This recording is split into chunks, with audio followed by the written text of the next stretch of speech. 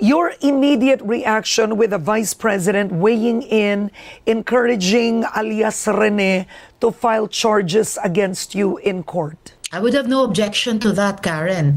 At kung may ginawang affidavit si Michael Maurilio o alias Rene, laban sa akin at laban sa iba pang mga witnesses kontra kay Apollo Kibuloy at sa KOJC, at kung puno na naman ng kasinungalingan tulad ng ipinasok niya sa kanyang video, then that could possibly open him up to charges of perjury, no, as well as yung cyber libel na inihain ko kahapon. And of course, Karen, I'm very, very curious paano nakita ni VP Duterte yung affidavit na yan bago pa man ilabas ni Michael Maurilio yung video niya. Okay. Now, Senator, balikan po natin ang akusasyon, no? Ang akusasyon itong si alias Rene. You filed cyber libel charges against him. But I wanted to ask you, what about perjury? Because at the end of the day, he was in a Senate hearing. He did it under oath, right? So what about the case of perjury here? Actually, Karen, until now, I believe he was telling the truth during the Senate hearing. Pero totoo, kung sakaling may sinabi siya doon na kahit isang kasinungalingan, he would have perjured himself dahil gaya ng binanggit mo, under oath siya noon.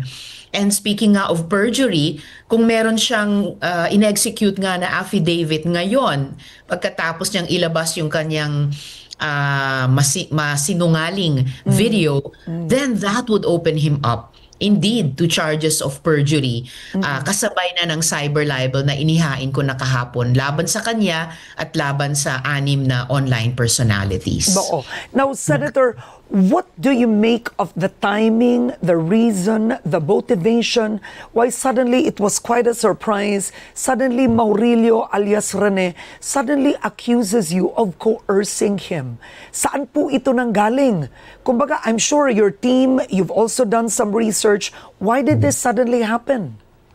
Well, that's why I first filed the complaint with the NBI last week, Karen, para hingin yung tulong nila, imbestigahan yung mga tanong, bakit, ano yung dahilan, ano yung motibasyon, at hindi lang ni Michael Maurilio, nung mga tao o grupo na nasa likod niya.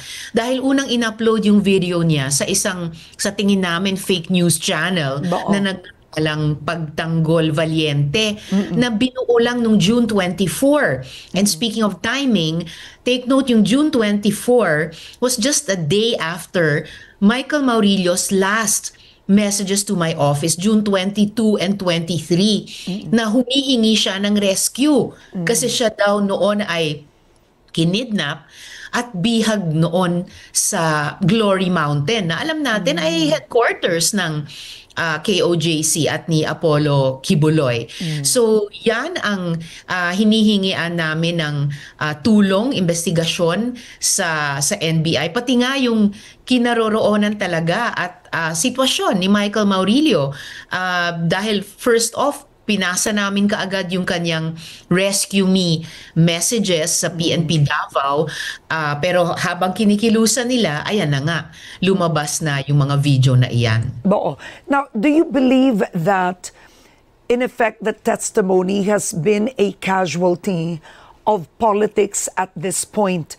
Tatanungin po kita, ma'am, no, with the numbers of Vice President Sara Duterte, the perceived support to the Dutertes, the results of the midterm elections, are you seeing this as a factor kung bakit posibleng si alias Rene, from testifying in the Senate, suddenly says, lahat kasinungalingan nyo, napilit lang ako? Well, and even that pagpipilit, pinasinungalingan ko rin kasi pinakita ko yung mga resibo namin, all of his communications before, during, and even after na nagtestigo siya sa Senado. Ewan ko lang, mukhang walang resibong maipakita yung mga nag-produce ng video niya. As to whether the reason or the motivation is tied up with politics, well, anything is possible, pero hindi na namin kinayang investigahan yon. Kaya yun ang hiningian ko ng tulong sa NBI NBI. And in any case, Karen, ang pinaka-concern ko dito ay yung ginagawa ni Michael Maurilio at ng mga tao o grupo sa likod ng kanyang video. Ginagawa ng mga vloggers na yan na ikinalat yung kanyang video at nagdagdag pa ng kanilang mga sariling kasinungalingan. These are a coordinated and systematic attack, hindi lang laban sa akin, laban sa mga witnesses na naglakas loob, na lampas sa takot nila bilang mga victim survivors, sabihin yung kanilang katotohanan. Itong mga witnesses na dati nang walang boses at inilalaban ng Senado sa pamamagitan ng aming investigasyon, ngayon gusto silang bawian na naman, nakawan ng boses. These people, these groups want to bury the true stories of these victim survivors. Hindi pwede. At inaatake din nila yung integridad ng Senado sa aming pag-iimbestiga. Dinadamay pati yung mga staff ko at pamilya nila sa ataking ito. Hindi talaga ako papayag. Karen, you know, they've come after me the last 9 years, but this time, sobra na sila. They've really crossed the line in going after the witnesses and insulting the Senate. Yeah, you said that. It's also insulting the Senate. I wanted to ask you before we move on to another topic. Recantation seems to be so common in the Philippines, right? Now, there are witnesses that have been forced to speak. They recant. The truth comes out. But in a Senate hearing, do you believe there should be stiffer penalties for hypothetically not speaking the truth in a Senate hearing and suddenly at a more convenient time recanting? Well, as I said earlier, Karen, hanggang ngayon, naniniwala ako na nagsasabi ng totoo si Michael Maurilio o alias Rene nung humarap siya sa amin sa Senate Committee on Women. Yung kung may sino mang resource person sa Senate hearing na magsinungaling, pwede nga silang habulin pagkatapos ng perjury dahil nga nanunumpa sila bago ang hearing na magsasabi sila ng totoo.